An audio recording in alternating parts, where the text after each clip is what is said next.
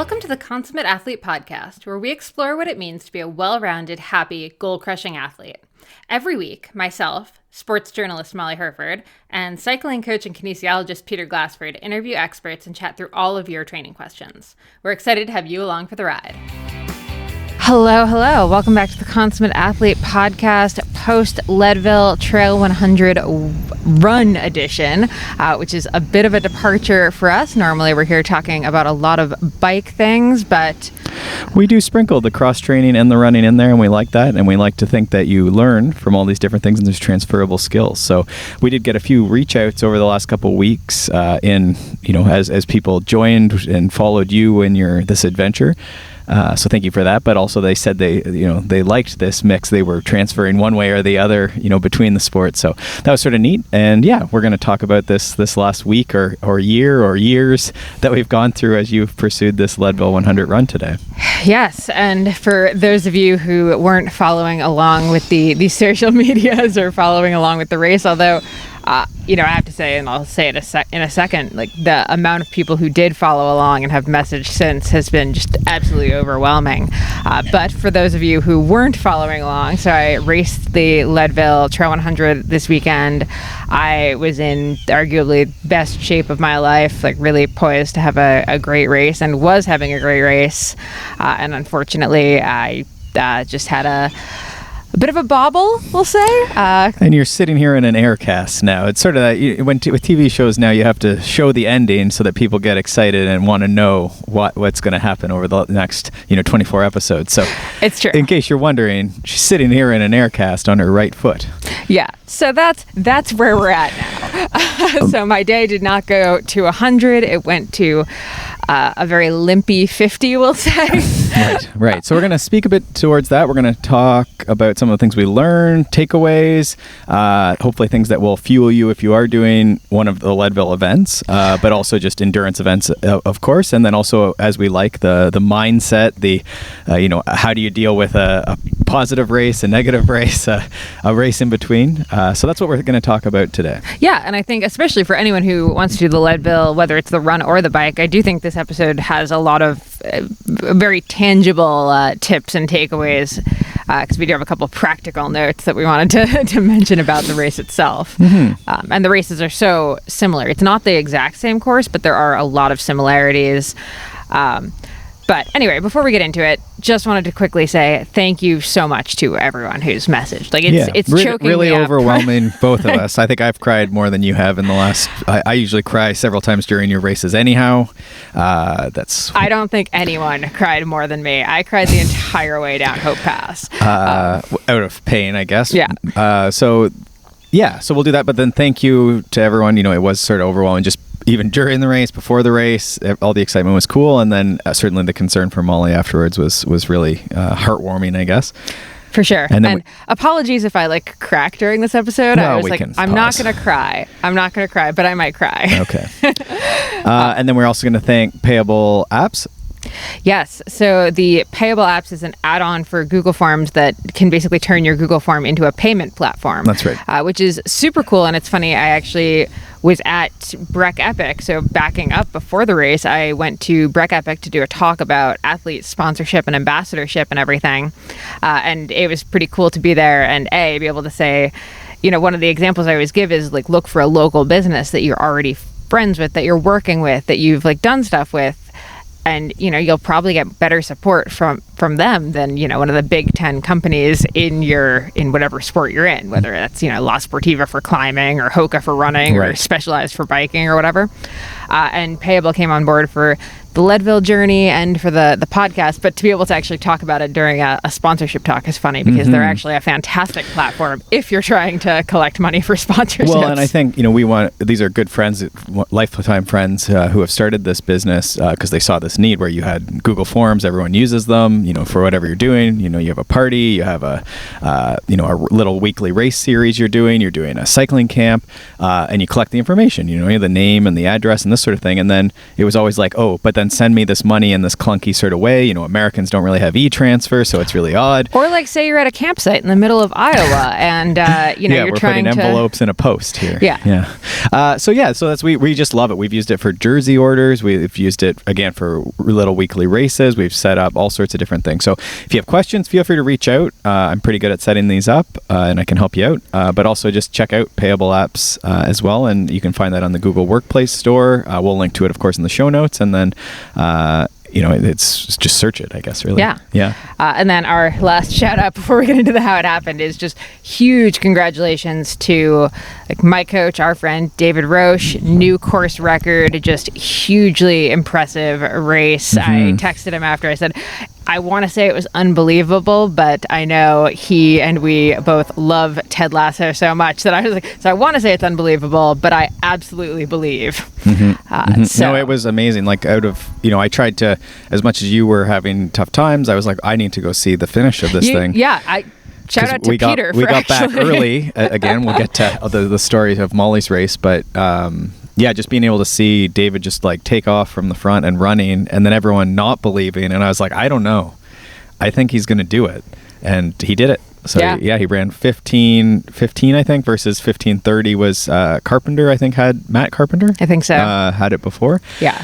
And the women's race also amazing. Super exciting. Shout out to Mary Denholm who set again. Also, she was the second fastest ever, I think. Yes. And usually when you see the course records, it's always been like Ann Transon did it in I think 1810 or something like that. But like in the 90s, in the 80s or 90s, I think the early 90s. Yeah, so it stood for a long time. So I don't know if we've just accepted that it stands. For some reason, there's always like whenever you see the course record listed, it's always her, and then in the past it's been Claire Gallagher who had like a 19 something, and now it's going to be like you see Ann's and then Mary's, which and she was solid all day. Looked really great. And then Zoe Rom, who's been on the podcast, friend. I saw like she passed me as I was limping out of Twin Lakes, and we chatted for 15 seconds as she was going around me, and she was just like so encouraging and lovely. And so her new podcast is with another person we've had on the podcast, Kylie Van Horn. That's right, and it's called, I think, Your Diet Sucks. Something to that effect. If that's your bent, it seems very good. I've watched a few of the episodes and some of the previews. It seems neat. So definitely check worth it out. Checking out. Yeah. And what I liked about her race was that she actually wasn't, you got into all the news. You had a great start. You were in the top 3, and then they showed you after you crashed and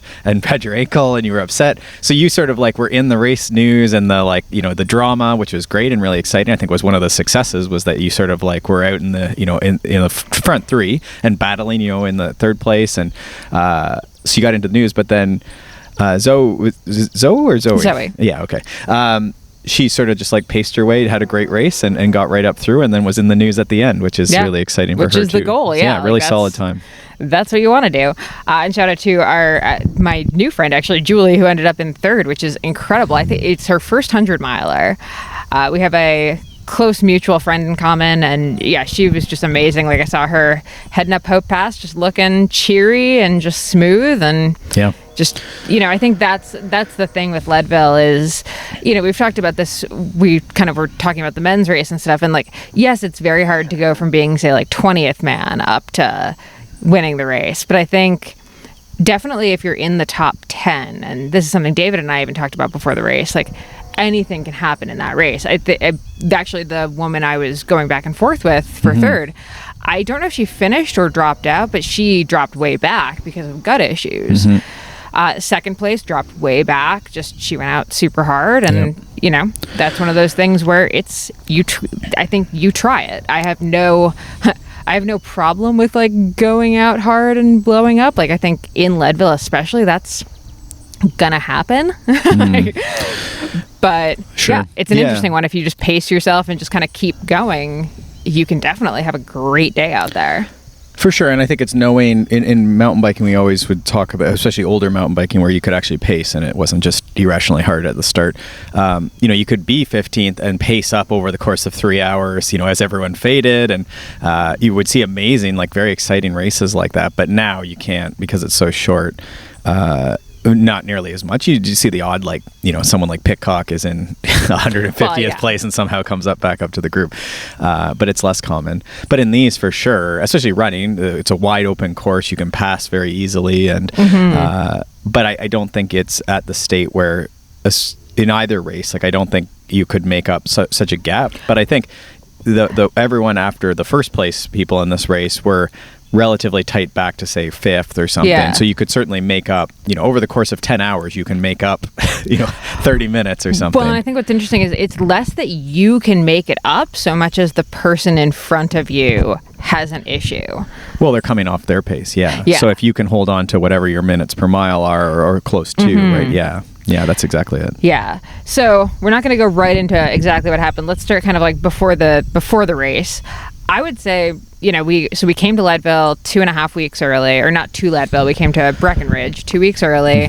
We did a couple days in Boulder. We kind of made our way out here. We drove from Ontario, so it was a very like leisurely get out, get used to the altitude. I would say I actually had a really good taper, and like altitude went really well. Like I was feeling great. We went on a few good runs, and definitely you're pretty good. It seems like you're responding well to altitude. But I don't know if you felt like definitely that like second week and then into the third week, it's sort of everything normalized. The first week, yes. I was especially having just like dry nose, and like we had a couple like even bloody noses and things like that. So it's just, it's very hard for a lot of folks to get out very much earlier. We'll sort of say like minimum like 6, 7, 8 days, which is a lot, right? To come out Friday before it's a huge ask. The race.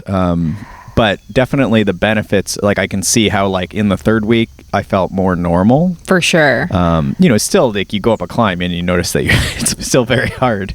And now that we're back at sea level, I can definitely, oh my gosh, there's an extra gear there. It's amazing. So it's not like the altitude disappears, but definitely some of those symptoms, I heard a few people mention, headaches and for sure.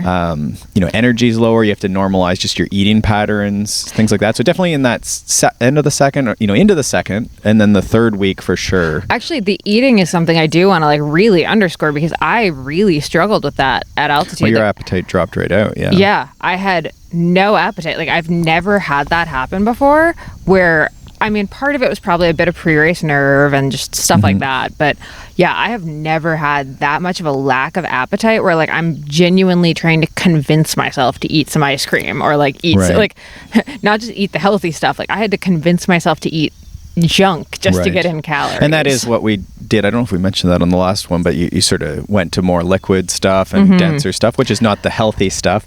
To be fair, I was also having some dental issues, which added to the lack of appetite. But I think, and that was in the last the last week, I guess, really, right? Yeah, and I think I was coming around, like I was eating fine, like I don't feel like I was down from that at all. But it was definitely, I think if you're at altitude, just know that your appetite can be affected by it. Like don't panic about it, but have a plan in place for sure. I think as far as takeaways, we stayed in the Breckenridge area, which I think is just way better, especially for if you have family or supporters. Like I was mountain biking and the trails are great, and there's Targets and Walmarts and tourist stuff to do. There's a big reservoir. So I would say, it's still very high there. It's still over 8,000. It's in the 9,000s. It's like 9,400 in some Leadville's places. Up in that 10,200. And I would say even like I could feel even that difference, even after the 3 weeks, the difference in the sleep and, just riding around Leadville is different than riding down in Breckenridge. Like, even after the 3 weeks, I would say. So I would say if you can stay a bit lower, even for the 5 days before, and then you go up. We went up the 2 nights before. Yeah, definitely is worth it for I would say enjoyment. Price you said was even lower. Well, that was honestly like I wasn't even looking at I knew we wanted to stay high somewhere, so I wasn't really contemplating like 10 versus 9. I was contemplating 5,000 versus 2,000 kind of thing. And I will say that I guess that's the week after the bike, but if you are doing the run, then there is lots, like Breckenridge has the Breck Epics going on, which seemed like a great thing to just even go and cheer. Like it was out the back of where we were staying the one day, and then we went into the expo for your talk the other day. Well, and they're trying to do more of like that expo where you actually show up and, hang out, not just for the racers, but for anyone. So I think that's a super cool thing. Frisco's a pretty cool little town. 2 record stores. kind of weird, but Right. I love it. Yeah. So there's that. So that's where we stayed and that sort of pattern, how long we were there, which is, I think, important to consider with the altitude and taking on these high altitude events, especially as lowlanders? Flatlanders? It is a consideration, right? So it is when we're talking about preparing for these goals, it is possible. I've had many clients go right in the smack dab in the 3 days or whatever you're not supposed to do. But, if you want to do your best, there's these sort of like steps that we, are options at least that you could take on in the same way that we might take on a certain type of interval or training stimulus or mode of training. It's sort of when you're looking at the price of Leadville, the investment in time and in any of the, I would say Breck Epic's very similar. I wouldn't want to go there, the day before necessarily either. So yeah, just something to really consider, I think. Yeah. And I think a lot of that also comes back to, I wasn't really there to finish the race. I was there to compete in the race. Like that's been the goal. Which is maybe nice to set, the tone of this is, you didn't finish. I don't know that we've gone over this many times. There wasn't really an option like between just the amount of like, you almost stopped at the 40 miles at the Twin Lakes. And then it was sort of like once you got to the halfway point, you were not walking very quickly and the medical folks were not super impressed with the situation. No, again, I'm in Aboot. So, and she's not just being Canadian. I know. I'm so ready for so many what Aboot it jokes. I'm really excited. Okay. So do you want to say what happened or? Well, let's maybe even get to the start line here. So I think what was funny was I think the whole week before the race, I had kind of my early start line nerves, but they were really we had to stop preparing for the race every night at like 7 because I couldn't handle nighttime preparation because it was stressing me out so much. But when I say we were prepared for this race, I've never been more prepared for a race in my life. Like there were spreadsheets, there were poster boards, everything was just so dialed. For sure. And we knew, even just training wise, like you've been very consistent, like you're nailing 20-mile runs, all the benchmarks. Yeah, like I did Hope Pass, which is like the big mountain pass in the race. That's from mile 38 to mile 50, and then you go back up and over. I did that one weekend. Much of the course. There was about a foot of the course I wish we had looked a bit more at. That would have been great, yeah. You know what actually pisses me off is when we were at Twin Lakes setting up the thing, I actually almost went over and looked at it, and it wouldn't have changed anything. If it wasn't that rock, it would be another. It would have been another rock, yeah. So start, I've always talked about how I have really bad pre-race nerves, but I would say this was the calmest I've ever been on a start because I have never felt so prepared and ready for a race, and just also, frankly, just wanted to get it going.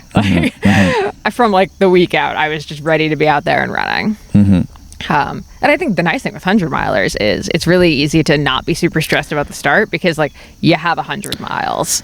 Well, and it's always, you don't want to, this is where when we talk about heart rate limits, folks are always yeah, but I want to go at the beginning. And it's, you can, but if your first 20 minutes are your best 20 minutes, you roll your best 5K run of your life. Bad move. You're up with the leaders. It's just not going to go well because the problem is they're going to continue and you are going to fade if that's not who you are. So it is knowing what is your winning, what is your goal for this event and setting yourself up. And for most people, it is definitely that you need to be careful in that first, whatever, the first half, I guess, was really the goal, right? Yeah.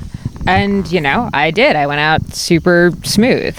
A few people have asked about gear. So very quickly, I did start with an Osprey Dyna pack. I have a couple different iterations of that pack. I think I've been getting it since that pack first came out. It's the 1.5 liter bladder one, not the one with the bottles in the front. I don't like bottles in the front.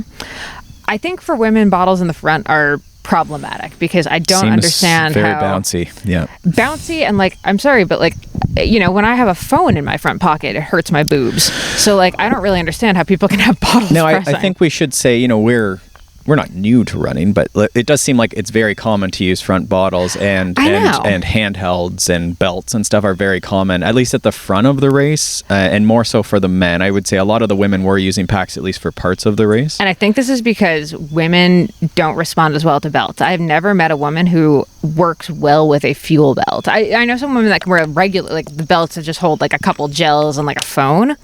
But I find anytime you have a lot of weight in it, it is way harder for women, just how our waists sit. And often women do have like higher rate of gut problems than men. So like I find the belt just wrecks my stomach. Sure. And there's probably some individual variation there. For sure. If you love your fuel belt, keep your fuel belt. So I would say that's what you did, that's your experience. And then, yeah, it did seem like a lot of people were pushing. But then again, you wonder, because the dropout rate is so high, and there's the men, after say 10 at least, fade and have these like epic, quote unquote, epic stories. And it's just, sometimes I think they think they're running at a 15-hour pace, but maybe they're down in the 20s. And so they're fueling for a 15-hour. And so then, and you see that in a lot of things, right? Again, whether it's how fast they go out or just the like strategies they utilize, they look at, okay, this guy is in the front, and I'm going to do exactly what he does. But it's like, no, he's running, perhaps 10 hours faster than you might be. So it's just a different race. And we, when I'm talking to different clients, in the Leadville bike, for example, a 12-hour race is different than what Keegan Swenson is doing for 6 hours. For sure. Of course, he's going through the aid stations every 45 minutes. Exactly, he can probably run one bottle, and may have. I'm not sure what he did. He definitely didn't run a pack, from what I remember. It's literally half the fueling need, right? Yeah, I mean, he may taken similar. Yeah, I don't know. I guess it depends I guess you're on right. how many. Because the time is there inevitably. Yeah. It's going to be more. I don't know if it would be double, but yeah. Yeah. So that was all great. Also, shout out to Velocio. It's funny running. I don't actually use a lot of running gear. I really like cycling gear. I think it's maybe my just personal slant, but the Velocio ultra light jacket has 4-way stretch, and that thing can stretch over your pack. It is the best windbreaker I have ever had. It's not super waterproof. Again, it's very stretchy, but it is water resistant. A light drizzle, you'd be fine. So great. It's a cycling vest, so it's great for cycling, but you're saying that you get it in the normal size you would get it, so you can wear it cycling or running normally, but then it also stretches over your pack. So maybe at the start when it's, we got very lucky with temperatures. I would say probably you would disagree as you were going over the mountain and it was very hot. I felt fine. It was great. It was hot in the middle of the day. But it was not But boiling. The morning was pretty good. Most people started in shorts. You actually decided to take off your jacket at the start because you looked around and saw that most people were not wearing coats and you were comfortable, which is the rule of thumb is you probably shouldn't be comfortable before you start a bike ride, certainly, but a race.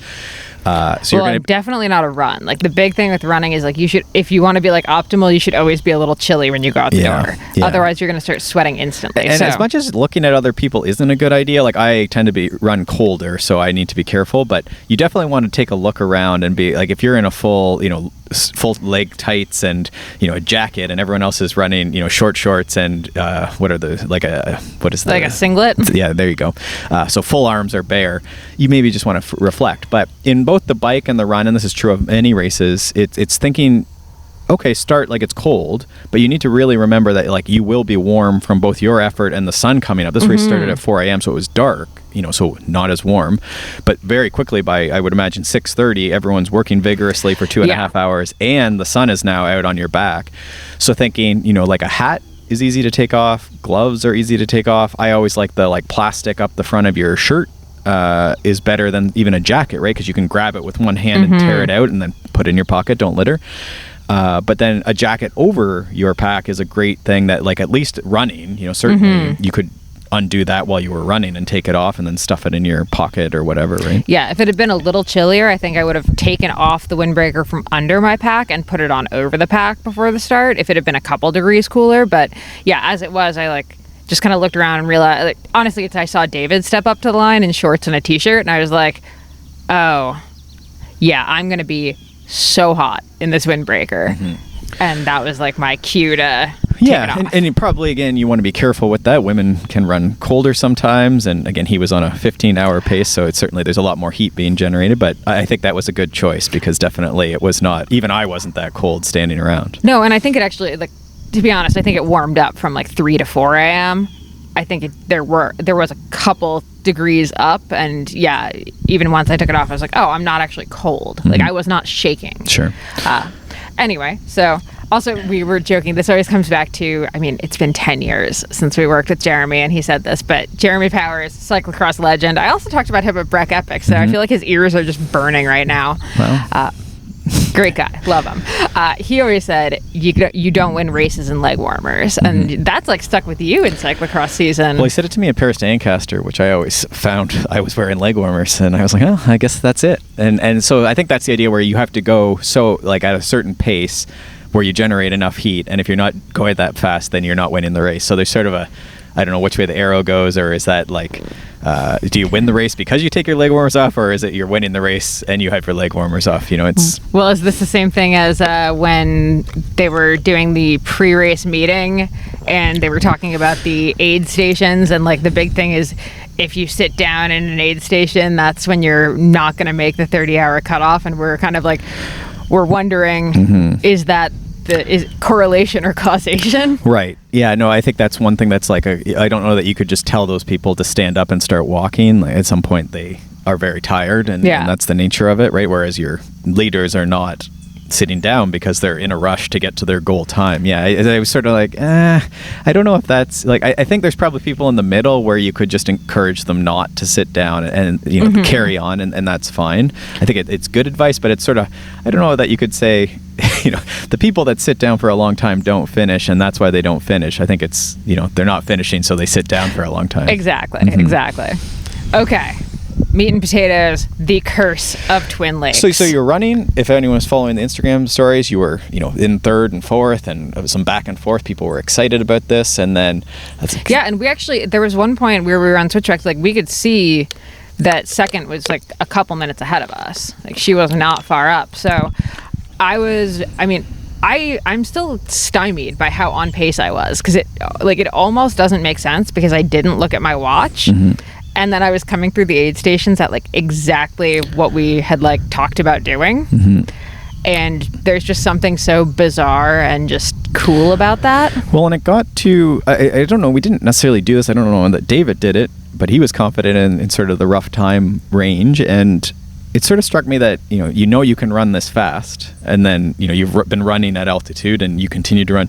But I think sometimes these races, and I'm going to do more of this because I do get the question, folks who are, not elite athletes and they want to do these bucket list races. There's probably a cutoff there where if you've never done a ride or a run at whatever the pace is, right? Like if you are a 10-minute per mile runner at sea level and you don't do that for an extended period of time, then there's probably just this is going to be very hard to get through the cutoffs, and so I don't know if everyone does that triangulation, but that's, I think, essentially what you did was you can run 8-minute miles. You started at, I think, 8:20s or something. I think the first few, if I look at, I glanced at my Strava, they were they were like 8s, but that's because, of course, starts downhill for a few miles. Right. And you kind of need that because then you go into single track in the dark. So if you're going to make it to the first aid station at the time that I wanted to, you sort of needed to have a couple faster miles.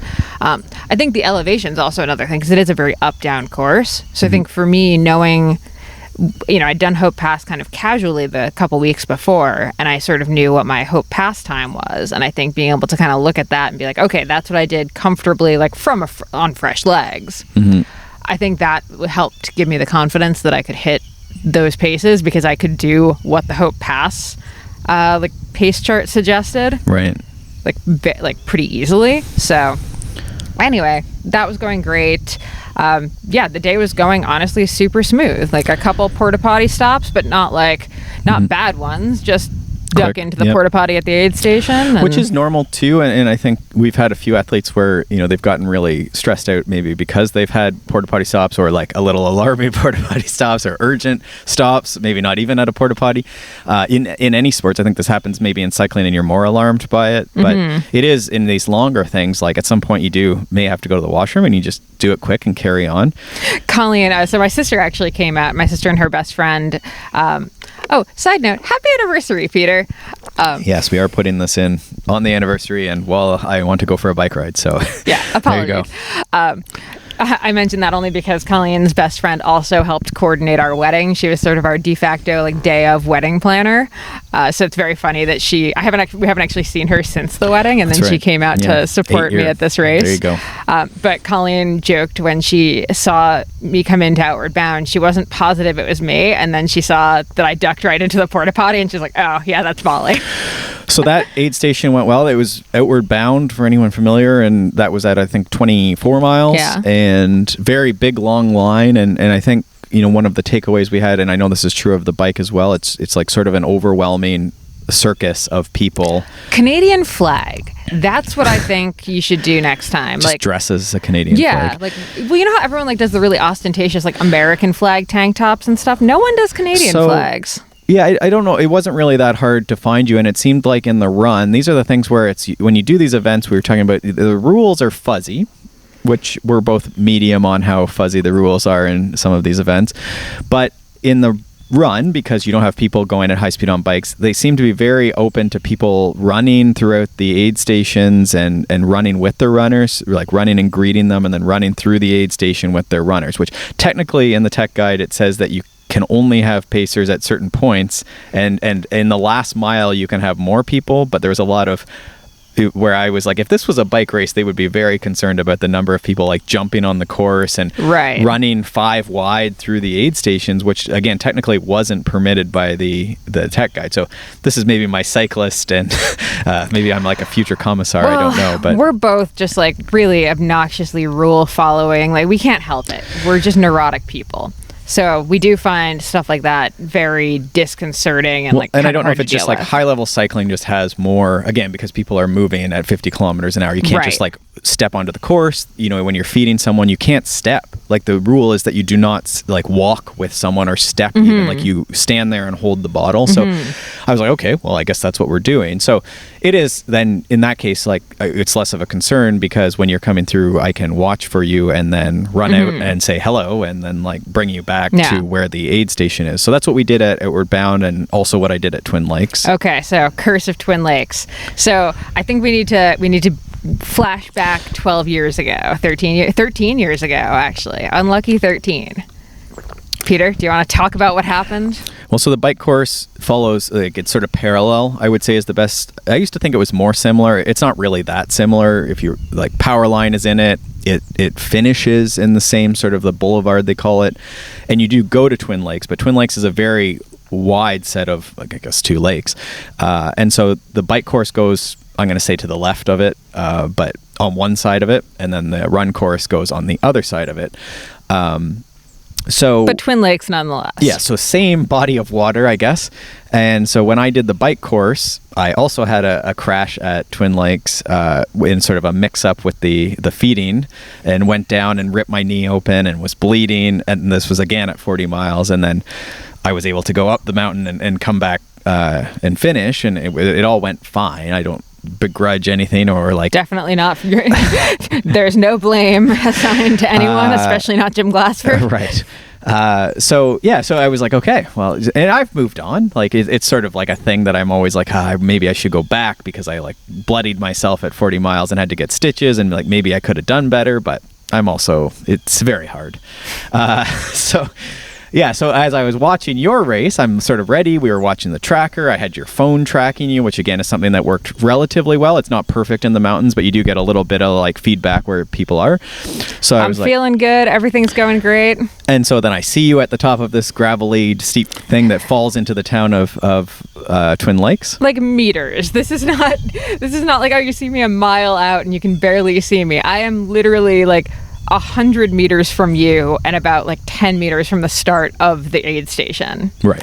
And so I think you've been going at your pace. You're comfortable, but I would imagine you were fatigued. We're getting to almost 40 miles. Well, you're looking ahead. You're oh, aid station's coming. This is great. And people are cheering, and you're starting to look can you see where maybe where I am or whatever you're looking at, right? It's just more distraction all of a sudden. But then it's a very steep gravel descent into and it gets loose right there. It's just a lot of loose rock. Mm-hmm. So I'm going, and then boom, I'm not going. Sack of hammers just down. As I go down, I hear this really loud pop. It is the worst pain I have ever felt, honestly, in my life. I don't think I've ever been in that much acute pain before. And I'm just laying there. Yeah. So I saw you, and then I saw you roll into the forest, and then there was nothing for an extended period of time. And I was like, well, maybe it wasn't Molly. Nope, it was. So, the race staff was lovely. They're like, do you need help? And I'm like, not yet. I'm like looking ahead. I know where our tent is, so I know you're like right there. So all I can think is like, if I can just get to you, I can sit for a second. I can like gather my like thoughts. And at this point, like I've rolled ankles before, and I think I've probably even said it on the podcast. I've joked that like the best ultra runners just have really malleable ankles. Like, and I can roll my ankle so many times and it'll hurt, but it'll be like right back in place.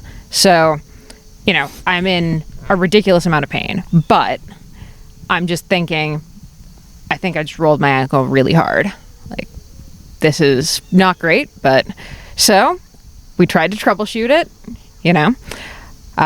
just kind of let me cry it out. I wiped my face with a wet towel, got some, switched out our pack, like did everything like that, got some more sunscreen. But pretty quick, I think that was a really quick transition, though, because I think you were pretty aware that if I sat for long... Well, Ken Kluber told me that if they sit for too long, they don't finish. So we went with that, whether it's a biasie or whatever it is. So we did, we had some topical Voltaren, which is like an NSAID that you rub on, it's like a cream. So I was like, well, this is what we got.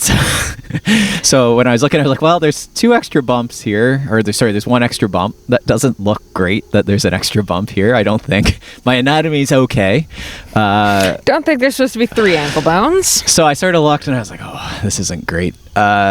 So I rubbed that. We didn't have tape or anything with us. It wouldn't have helped. Like, it would have made 0 difference. And so I was like, okay, well, so we tried to get you everything to plan and just keep you moving. And so, again, to your point that, like, a lot of times ankles, like, hurt like bejesus and then you get going. And then it's okay. And so we knew Hope Pass was going to be a bit of walking and certainly could be more walking without ruining the day completely. So I was like, you need to just keep going and worst case, just I guess call or find there's shuttles back from the halfway. So we decided you just would carry on, and so you did. Yeah, so it was a very slow, very painful slog up and over Hope Pass into Winfield. The up was not pleasant. It hurt a lot, but it was relatively tolerable compared to the down, which I found out as I got to the top of Hope Pass. The problem being, when you get to the top of Hope Pass, your option is to go down. Like, you've got to. And I mean, yeah, so I ran down pretty much, or walked down, hobbled down, like crying most of the time.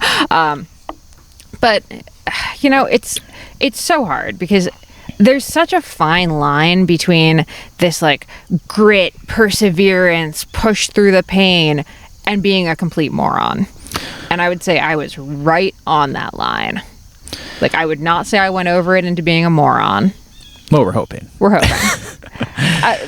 never going to know. Because even if... Well, yeah, you don't know if you made it worse or not. Exactly. So, but, it's tough. I guess I want to go back when you went down. There's always that moment where, like, you were probably like, okay, things are going well. It's all to plan. This is going to be great. I'm starting the pass. Soon I'll be at halfway. And then you're laying on the ground, right? And I've been there many times in my life. Like, how did you, like, I guess that's part of the crying, but, like, what was that like? Oddly enough, the crying had nothing to do with that. The crying was strictly pain-based.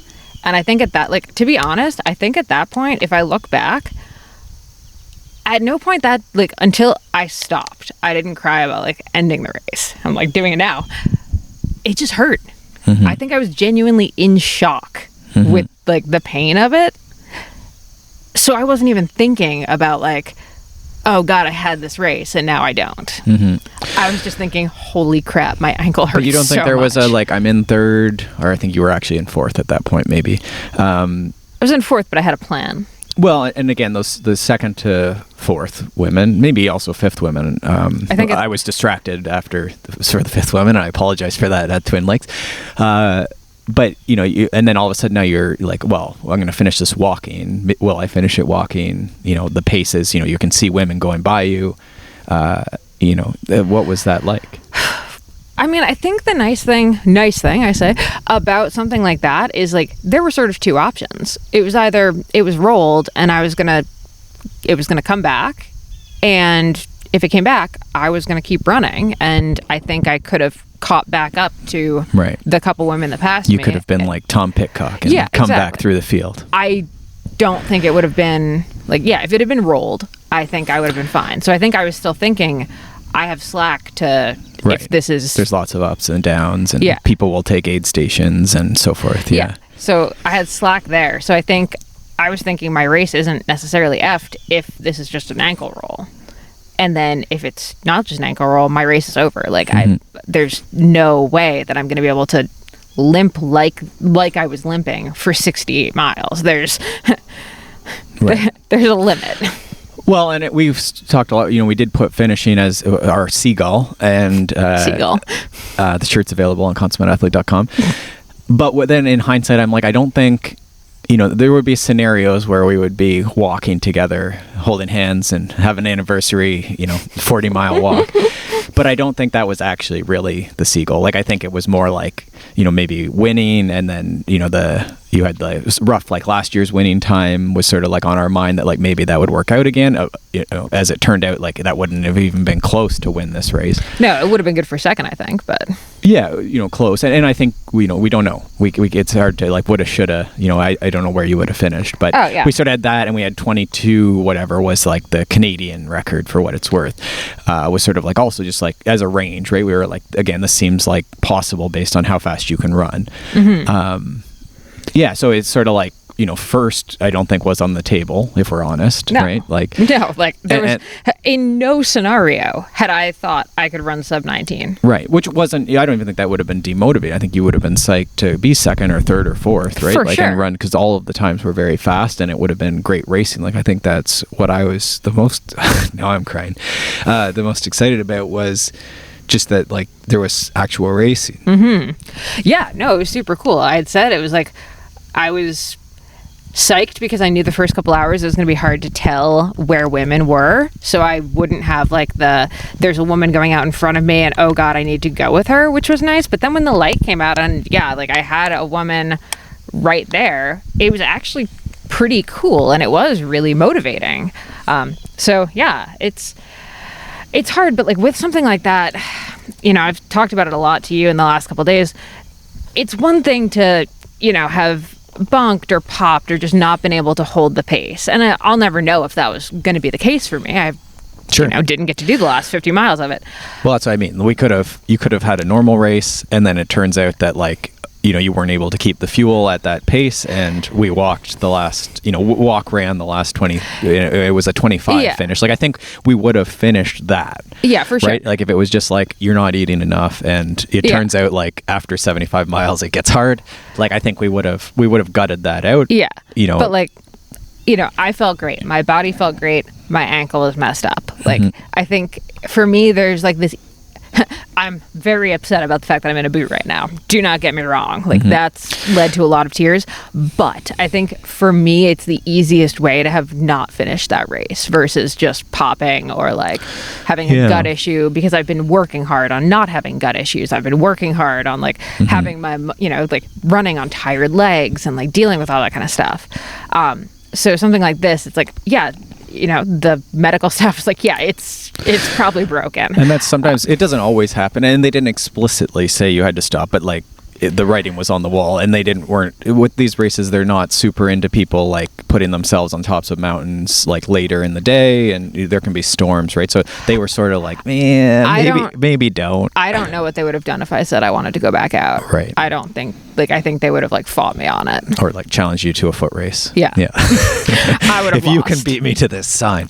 So anyway, I get to Winfield, which is a 50-mile point. And I limped over to the medical tent, and they, took off, like, they looked at my ankle and they're like, yeah, like that's swelling. And, I took off my shoe and it puffed up even more. And, they felt around it and they're like, I mean, at minimum, you've sprained it really badly, and we think you broke it. Right. Okay. Well, let's fast forward through. So then we've eventually gone to the hospital here, and it looks like there isn't. You got an X-ray. It doesn't look like anything's broken.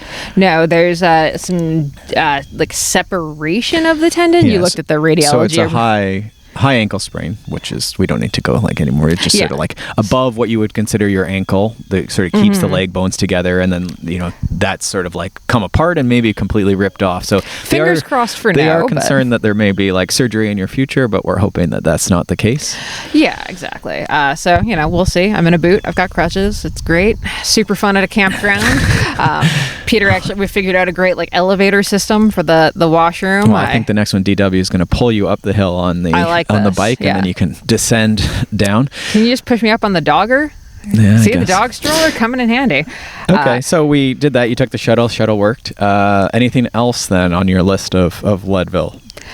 I think, a lot of this comes back to like the concept of what is a goal, and can you say that you've accomplished it, or like how do you even look at it? And I think there's a lot of people that DNF these races or like have a bad finish or whatever, and like the first thought is like, next year I'm coming back. And I'm not going to say I'm never going to go back to Leadville, but I would say my goal was Leadville this year. And I think it's okay to not get your goals.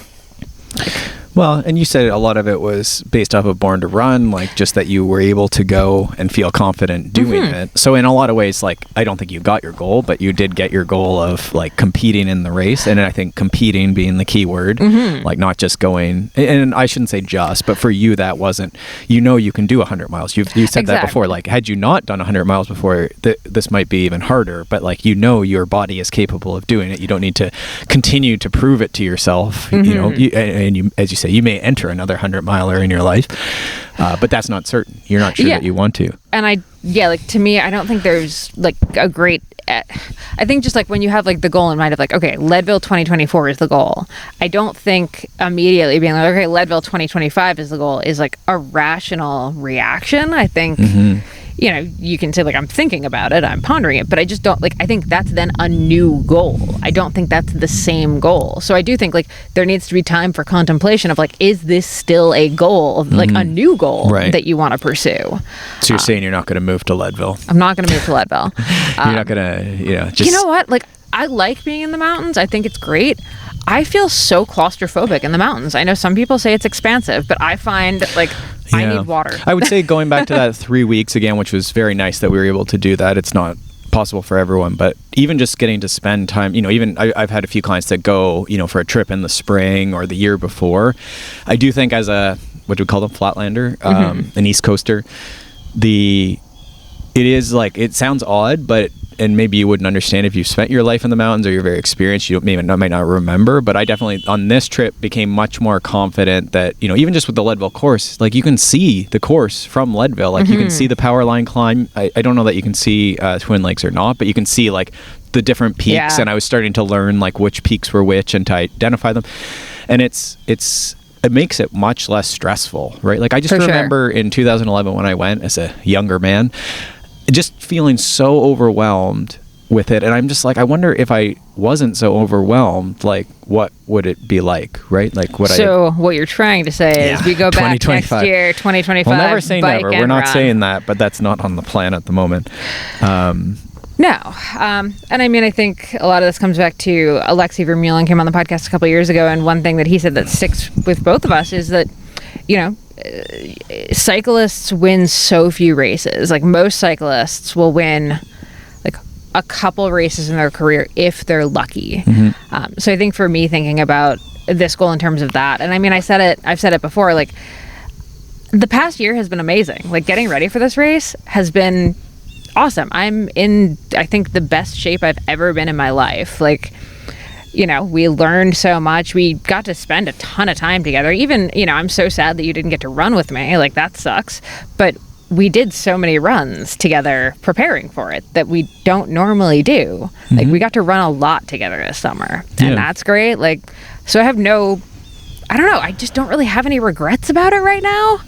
It's hard to. I think that's good. I think it's, again, either path is fine though, like folks who don't get it and then that's the goal for the next year, but I think you're right, there should be a pause there where it's like was that enough, and is there something else you can do to stretch yourself a different direction? Because as you say, I love I think I don't know if David came up with this, but the idea of it, the race day is like the celebration of like everything you've done, right? It's like the party of like, you've done all this work and now we're celebrating, the end of the work, really, right?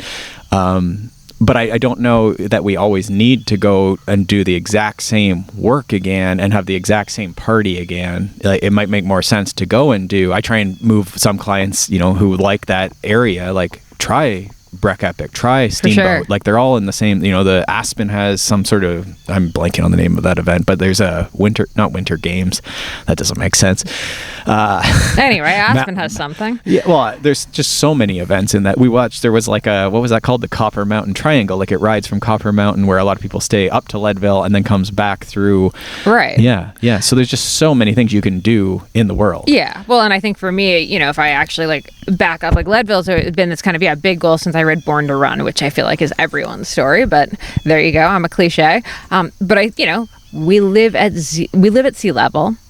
We don't have huge mountains. So like, if I want to like genuinely want to keep racing and like trying to win races, I don't think Leadville is really the race that I'm going to win. Like, well, and I think that's the reality. Again, some men in the race may want to assess that a little bit, if that's their goal. Because it's very fast, and I think the reality, and this is hard for a lot of people, right? Like I still, there's a part of my brain that still thinks I can keep up with the 20-year-olds, and it's like no, it's just not. Even Alexi was like, I feel old at this race. Mm-hmm. And it's Alexi's a little different, but at some point there is this like, can you run at a 15-hour pace? Well, I definitely can't. Right. And we saw it this year. The women's record is coming down. Like, the women are going to go faster. Mm-hmm. And I just don't think, like, I don't live at 10,000 feet. I don't live at 5,000 feet. I live at 0 feet. And we don't have mountains. So, sure. And are you willing to make that investment?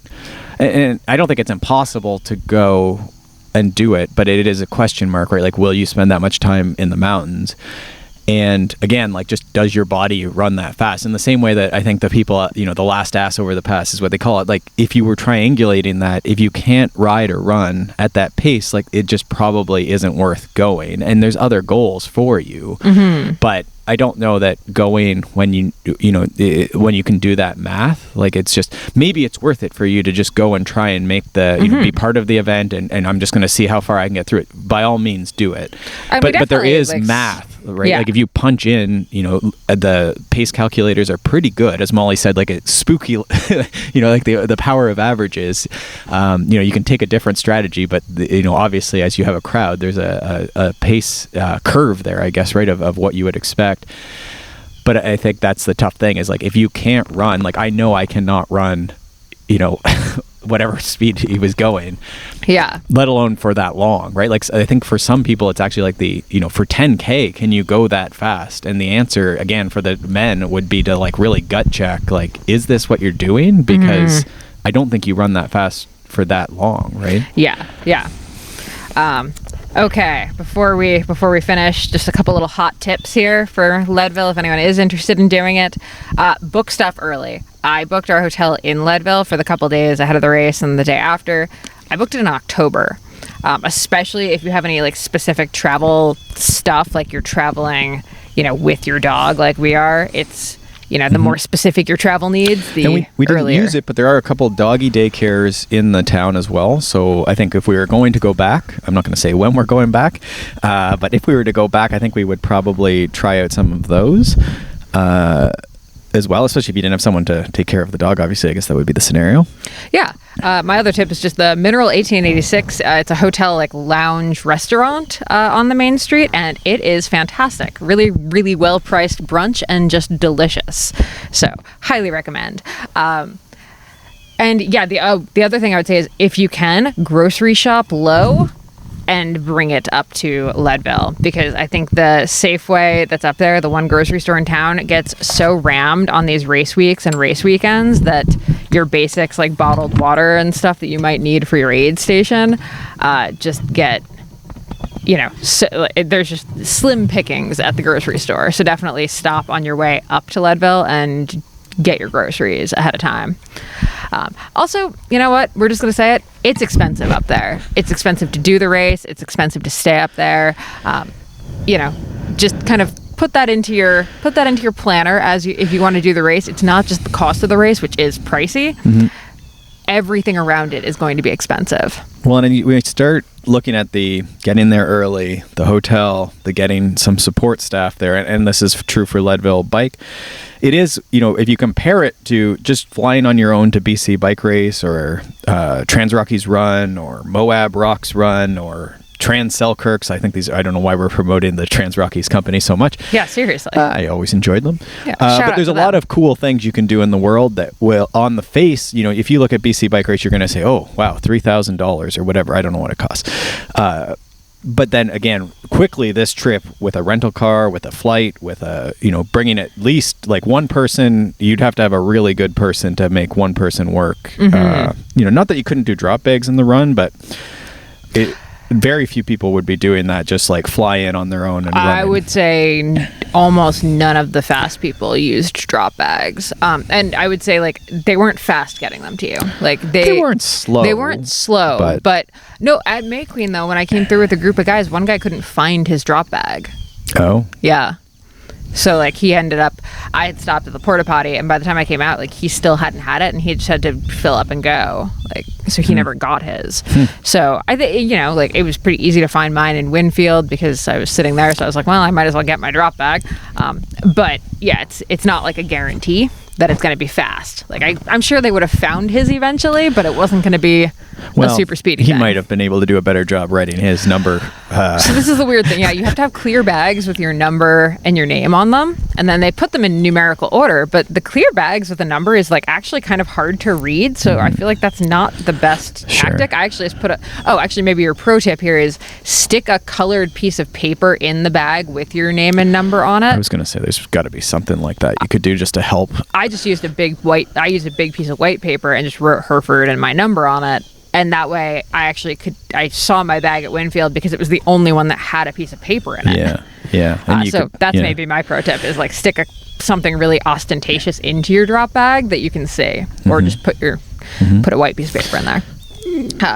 And then we do also want to call out, like, it's a really well-run race, like, don't get me wrong, but definitely it's like there are just some weird little things that I think you figure out after year one that going into year two. Which is, whether again the tech guide and the commissar inside of me, my 60-year-old commissar self enforcing rules. I think this is the nature of experience that you learn, the little tricks at the events and the places you can park, the places to eat, the places to grocery shop, to save yourself time and energy. And so I think that's just why we talk about in these big events, like experience is one of the biggest predictors of success. For sure.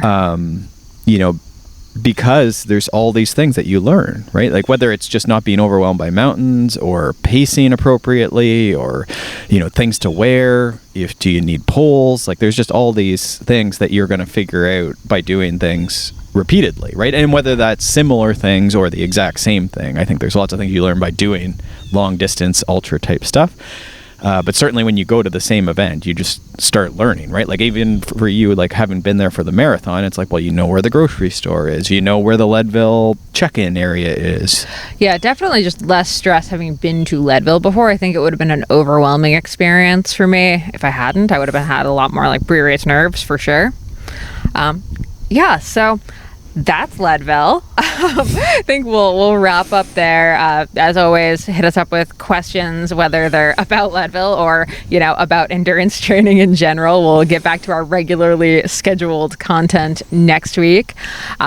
Again, thank you to new listeners, people who've tuned in after seeing all this, and just thank you so much to everybody who messaged and followed and all that. I think we're both about to tear up and start crying again here. It's just been a very emotional, overwhelming, warm, fuzzy week, and I think it's hard for me to be sad about this result with just so much gratitude towards everyone in our little community. So thank you all so much. Okay. All right, before Class 3 starts crying, thank you so much. We will see you next Tuesday with our normally scheduled non-emotional programming. Thanks so much for tuning in to the Consummate Athlete podcast. If you want to hear more training, racing, and endurance sport advice, make sure you subscribe to the podcast and leave us a rating and review. You can also subscribe to our newsletter at consummateathlete.com for a weekly dose of inspiration and advice straight to your inbox.